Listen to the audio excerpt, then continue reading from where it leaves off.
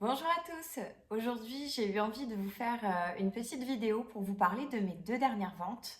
Rapidement, hein. Donc, j'ai eu une vente la semaine dernière qui s'est faite sur un appartement à Toulon. C'est un appartement sur lequel j'ai commencé la commercialisation, j'ai fait les deux premières visites et j'ai eu tout de suite deux offres au prix. Donc c'est pour ainsi dire une vente très rapide. On voit souvent sur les réseaux, c'est vrai qu'on a tendance à beaucoup plus parler de ce type de vente, de nos réussites. Il n'y a pas que des réussites, mais en tout cas c'est ce qu'on met en avant, ce qui est assez logique finalement. Et on parle un petit peu moins soit des échecs et aussi des ventes qui se font moins rapidement.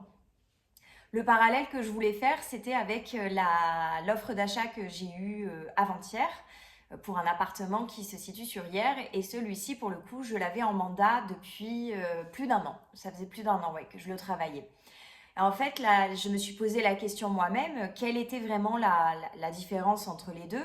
Bon, pour moi, elle est assez évidente, mais c'est ça que je voulais partager aujourd'hui.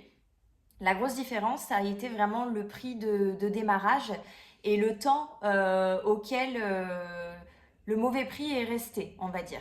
Donc moi, sur le deuxième appartement qui a mis plus d'un an à se vendre, on est parti sur un prix qui n'était pas le prix de mon estimation, on était quand même beaucoup plus haut. Pour autant, on a testé hein, sur le marché, ce qui est pas le marché, c'est pas un prix au mètre carré, c'est pas une science exacte, donc on teste le bien sur le marché. Et les propriétaires ont mis quand même pas mal de temps à faire des baisses de prix. Quand ils faisaient des baisses de prix, c'était des baisses qui n'étaient pas assez significatives.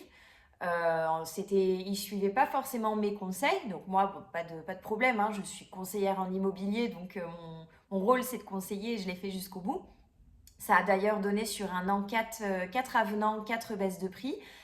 Pour enfin arriver au bon prix, on y est depuis quelques mois, sauf qu'on était sur ce qu'on appelle un bien usé.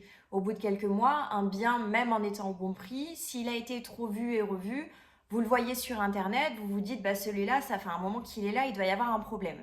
Et la plupart du temps, il n'y a pas forcément de problème sur ces biens, c'est juste qu'ils sont partis trop haut, donc ils n'ont pas été vendus au prix escompté de départ.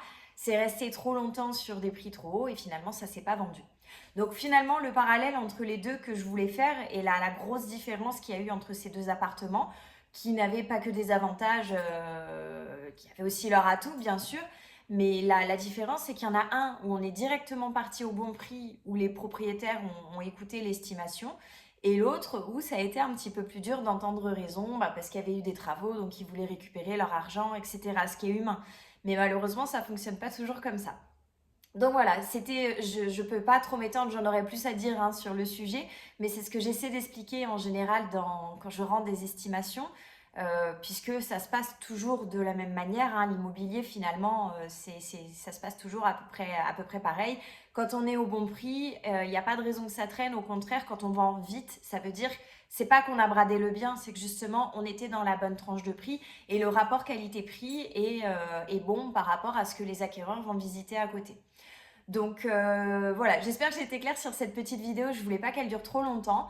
En tout cas, si jamais ce sujet vous intéresse ou un autre sujet sur les comportements d'achat et sur les bonnes techniques à avoir dans le cadre d'une vente immobilière, je suis là pour ça.